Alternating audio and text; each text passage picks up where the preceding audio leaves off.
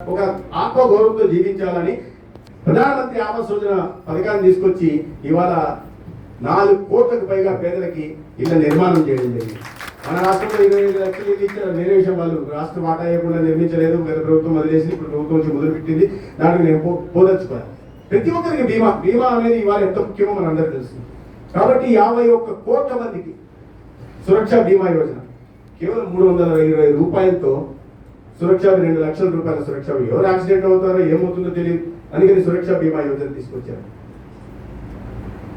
తర్వాత 55 ఆరోగ్యంలో మన అవుట్ ఆఫ్ పాకెట్ ఎక్స్పెండిచర్ ఎప్పుడు కూడా వైద్యం విద్య మీద ఎక్కువ ఉంటుంది. దాన్ని తగ్గించడం కోసం ఇవాళ ఆయుష్మాన్ భారత్ ప్రోగ్రామ్ తీసుకొచ్చి 55 కోట్ల మందికి ఇవాళ 5 లక్షల దాకా ఏ ఊర్లోనైనా మీరు దానివల్ల వైద్య సాయం పొందే అవకాశం ఉంది. అది కాకుండా ఇవాళ మనం మారుతున్న పరిస్థితుల్లో కుటుంబ పరిస్థితులు మన చాలా ఉత్కృష్టమైన సంస్కృతి సాంప్రదాయం మనకు ఉంది. కుటుంబ వ్యవస్థ, పటిష్టమైన కుటుంబ వ్యవస్థ మన దగ్గర ఉంది. కానీ మనకు కూడా కొన్ని పాశ్చాత్య ధోరణులు రావడం, పిల్లల్ని పెంచిన తర్వాత వాళ్ళ వయసు ఎక్కువ అవుతుంటే వాళ్ళ గురించి పట్టించుకోకుండా ఉంటున్న కుటుంబాలు కూడా బిడ్డలు పట్టించుకునే పరిస్థితి ఉంది.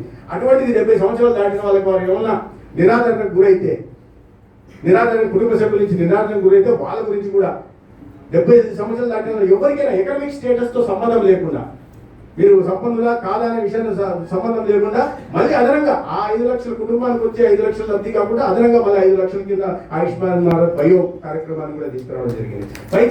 వైద్యం అంత ముఖ్యమైన విషయాన్ని తద్వారా చెప్పడం జరిగింది. అనేక రకాల పేదరికం నుంచి బయటికి తీసుకురావడం కోసం ఇవాళ కార్యక్రమాలు మన దేశంలో వచ్చాయి. అదేవిధంగా సమాజాన్ని 4 భాగాలుగా విభజించి, సమాజం అంటే ఇన్ని వందల కులాలు, ఇన్ని మతాలు అని కాకుండా ఈ దేశంలో 145 కోట్ల మంది ప్రజలు 4 కులాలు, నాకు సంబంధించినంత వరకు 4 కులాలు వాళ్ళే. అది పేదలు, రైతులు, మహిళలు, యువకులు. సబ్కా సాత్ సబ్కా వికాస్ అనే పేరు నేను మంత్రాన్ని అది ఒక మంత్రంగా చేసుకుని ఈ 4 కులాలకి లబ్ధి చేసే ప్రయత్నం చేశారు. పేదల గురించి నేను చెప్పాను. ఇవాళ దానికి కాకుండా వ్యవసాయ రంగానికి తీసుకొచ్చిన వాళ్ళు పంట పెట్టుబడి చేయడం కోసం పిఎం కిసాన్ నిధి తీసుకొచ్చిన, లేదా ఫసల్ బీమా దానికోసం 3,70,000 కోట్లు ఇవాళ పంట పెట్టుబడి సాయం కోసం నేరుగా రైతుల అకౌంట్లోకి వేయడం జరిగింది. సమగ్ర పంటల బీమా పథకాన్ని తీసుకొచ్చి తద్వారా 1,76,000 కోట్లు ఇవాళ క్లెయిమ్స్ ద్వారా రైతులకు అందించే ప్రయత్నం చేశారు. 2,600 చేయాల్సిన యూరియా లేదా ఫాస్ఫేట్ బస్తాని ఇవాళ 90% సబ్సిడీ ఇస్తూ 245 రూపాయలు, 260 రూపాయలకే ఇవాళ చేస్తారు. ఎందుకంటే మన దేశంలో పొటాషియం లేదు, సల్ఫర్ లేదు, ఫాస్ఫేట్ లేదు. బయట దేశాల నుంచి విదేశాల నుంచి దిగుమతి చేసుకోవాలి. అక్కడ కూడా బయట దేశాలు కూడా ఇవాళ పెట్టుబడులు పెడుతున్నారు. రాబోయే రోజుల్లో ఆ బడ్డను కూడా తగ్గించుకునే, అంటే ఆ బడ్డన్ డిపెండెన్సీ తగ్గించుకునే ప్రయత్నాలు జరుగుతున్నాయి. రాబోయే రోజుల్లో మనకు తెలుస్తుంది. అది కానీ పెట్రోలియం విషయంలో కానీ మన దేశంలో లేవు కాబట్టి నిల్వలు ఎక్కడైతే నిల్వలు ఉన్నాయో ఆ దేశాలతో ఒప్పందం చేసుకుని ఆ దేశాల్లో పెట్టుబడులు పెట్టి ఆ దేశం నుంచి క్రూడ్ ఆయిల్ తీసుకొచ్చి మన దేశంలో రాబోయే రోజుల్లో ఈ సబ్సిడీ తగ్గించి ఇంకా తక్కువ ధరకు అందించడానికి కూడా ప్రయత్నాలు జరుగుతున్నాయి. అటువంటి దార్శనిక నాయకత్వం రాబోయే రోజుల్లో మనం చూస్తాం. వాటిలో నేను పోదలుచుకోలేదు, చాలా విస్తారమైన సబ్జెక్ట్ అది, దాన్ని పోదలుచుకోలేదు. ఈ వ్యవసాయ రంగాన్ని ఊతంగా నిలబడే ప్రయత్నం చేస్తున్నాం. అనేక రకాల ఇప్పుడు సబ్మిషన్ ఫర్ అగ్రికల్చర్ మెకనైజేషన్ లేదా farmer producer organization, agriculture infrastructure fund కింద చార్టర్డ్ అకౌంటెంట్ ఉన్నారు.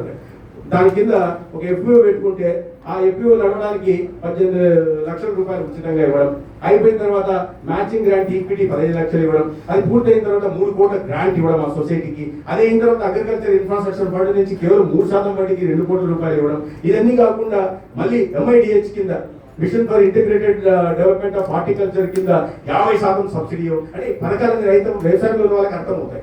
ఇటువంటి పథకాలు తీసుకొచ్చి వాళ్ళ వ్యవసాయానికి ఊతం ఇవ్వడం కారణంగా ఉత్పత్తి పెరుగుతా ఉంది. ఉత్పత్తి పెద్ద ఎత్తున పెరుగుతారు. ఇవాళ ఆహార ధాన్యాల కోసం చూసుకోవాల్సిన అవసరం లేదు.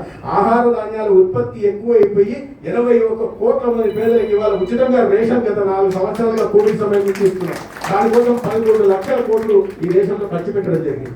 అంత ఉత్పత్తి పెరిగింది. విదేశాలకు ఎగుమతులు చేస్తున్నాయి. ఇవాళ మన దేశం నుంచి బియ్యం కూడా దిగుమతి చేసుకునే వాళ్ళం ఒకప్పుడు. ఇవాళ ప్రతి ఆహారం ఇది మన దేశం నుంచి పోతున్నాయి. ఇవాళ ఆక్వా రంగంలో చూస్తే ప్రపంచంలోనే మనం ఎక్కువ ఎగుమతి చేస్తున్న దేశం ఏదైనా అంటే భారతదేశం. 8% ప్రపంచ ఎగుమతుల్లో మన దేశం 8% ఉంది ప్రపంచ ఎగుమతుల్లో.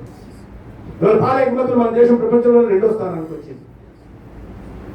ఇది వ్యవసాయ రంగానికి ఇచ్చిన ప్రోత్సాహం కారణంగా ఇవాళ ఈ మార్పు వచ్చింది. ఉత్పత్తి పెరిగింది, ఎగుమతులు కూడా పెరిగాయి, రాబడి పెరిగింది, సేకరణ కూడా పెరిగింది. ఇవాళ చిరుధాన్యాల దగ్గర నుంచి ప్రతి దగ్గర నుంచి మీరు ఆశ్చర్యపోతారు. నూనె గింజల సేకరణ MSP కింద 7,350% పెరిగిందంటే అర్థం చేసుకోండి. సేకరణ రైతులు పండించండి, కొత్త నీళ్ళకి వెళ్ళండి, చిరుధాన్యాలు పండించండి, లేదా పప్పు ధాన్యాలు 1500% పెరిగి ఈ విధంగా ఎంఎస్పీ ఎక్కువ ఇచ్చి బియ్యాన్ని కూడా 1400 మాత్రమే ఎంఎస్పీ ఇచ్చేటట్టుంటే ఇవాళ 2369 రూపాయలు బియ్యానికి ఎంఎస్పీ ఇచ్చి రైతులకు అండగా నిలబడతారు. వ్యవసాయ రంగం దాని కారణంగా దానికి అది కాకుండా మన నీటిపారుదల కోసం ప్రత్యేక పిఎం కిసాన్ సించాయి యోజన తీసుకొచ్చి అండగానే అంటే వ్యవసాయ రంగానికి రైతులకు అండగా మనం చెప్పిన రెండో కులానికి అండగా నిలబడే. మూడో కులం ఏంటయ్యా? మహిళలు. మహిళల్లో సాధికారత రావాలా? చిన్న చిన్న విషయాల నుంచి ఇవాళ 33% రిజర్వేషన్ తీసుకొచ్చి చట్టబద్ధంలో ఆ చైర్మన్ ఉన్న వాళ్ళని ఇక్కడ కూర్చునే అవకాశం కలిగించారు. అటువంటి పెద్ద పెద్ద చారిత్రాత్మక నిర్ణయాలు తీసుకున్నారు. కొన్ని దశాబ్దాలుగా అవకాశం లేకుండా మహిళలకి చట్టసభలో రిజర్వేషన్. మొత్తం కుటుంబాన్ని నడిపేది వాళ్ళైతే, పిల్లల్ని ఆదర్శవంతంగా తీర్చిదిద్దేది వాళ్ళైతే, పోపు డబ్బాలో చిల్లర దాచి దాన్ని పొదుపు చేసి దాన్ని సరైన పద్ధతికి పిల్లలకి చదువు కోసమో ట్యూషన్ కోసం ఖర్చు పెట్టేది వాళ్ళైతే, వాళ్ళని పూర్తిగా విస్మరిస్తే గత ప్రభుత్వాలు 33% రిజర్వేషన్ తీసుకొచ్చి ఇవాళ చారిత్రాత్మక నిర్ణయం ఇవాళ పైన కూర్చొని చట్టసభలో వెళ్ళి అధ్యక్ష అనే అవకాశాన్ని వాళ్ళకి కల్పిస్తుంది. ఇటువంటి పెద్ద విషయాలే కాదు, చాలా చిన్న విషయాలు కూడా మనందరూ ఆశ్చర్యపోతాం. నరేంద్ర మోడీ గారికి ఏం చేసు, ఆయన పెళ్లి కాల, ఆయన పిల్లల గురించి లేదు, పెంచలేదు, ఏం తెలుసు అని. కానీ నరేంద్ర మోడీ గారు కొన్ని సంవత్సరాలుగా ఉంటున్న ఒక దీన్ని మార్చేసి మీకు మెటర్నిటీ లీవ్ కేవలం 12 వారాలు ఉంటే దాన్ని 26 వారాలు పెట్టారు. ఒక ప్రధానమంత్రి పనే ఇది. ప్రధానమంత్రి ఆలోచిస్తున్నాడు కాబట్టి ఈ దేశంలో ఉన్న మహిళలందరికీ తన అక్క చెల్లెలుగా భావిస్తున్నాడు కాబట్టి మెటర్నిటీ ఉద్యోగంలో ఉంటున్న మెటర్నిటీ లీవ్ కలిగించారు. అమ్మ వందనం, మేమంతా భారత మాతాకి జై అంటున్నాం. నరేంద్ర మోడీ మాత్రం మాతృవందన, తల్లి నీకు వందనం అని చెప్పి బాధితులుగా ఉంటున్న మహిళలకు పోషణ